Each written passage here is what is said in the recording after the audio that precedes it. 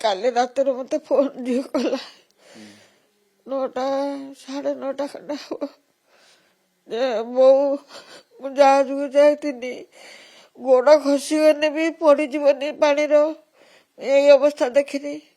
ଆଉ ଦ୍ୱିତୀୟର ମତେ ନେଇଗଲେ ତା ରୁମ୍ ଭିତରକୁ ଆଉ ସେଠି ତାର ଜିନିଷ ପତ୍ର ସବୁ ପ୍ୟାକିଂ କରିକି ସିଲ୍ କଲେ ଆମକୁ ଦେଇଦେବେ ବୋଲିକି।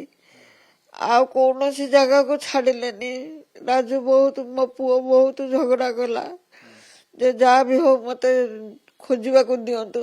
ସେମାନେ ମନା କରିଦେଲେ ତମେ କୌଣସି ଜାଗାକୁ ଯାଇପାରିବନି କି କାହାରିକି କୌଣସି କ୍ୱେଶ୍ଚନ କରିପାରିବନି। ତ ଯଦି ବେଶୀ କିଛି କଥା ନ ମାନିବ ତାହେଲେ ଆମେ ତମକୁ ତଳକୁ ବିଦା କରିଦେବୁ, ଜାହାଜରୁ ବାହାରି ଯାଅ।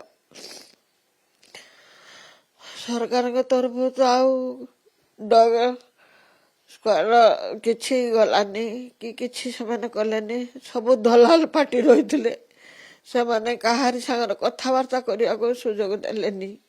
ଯେଉଁମାନେ ଜାହାଜର ଥିଲେ ସେମାନଙ୍କୁ ପଚରା ଉଚରା କରିବା ପାଇଁ ସେମାନଙ୍କୁ ବହୁତ ଚେଷ୍ଟା କଲା ପୁଅ, ଝିଅ ବି ଚେଷ୍ଟା କଲା, କିନ୍ତୁ କୌଣସି ପ୍ରକାରର ସେମାନେ ଗୋଟିଏ ୱାର୍ଡ କହନ୍ତି ଯେ ସାର୍ଥକ ନିଖୋଜ।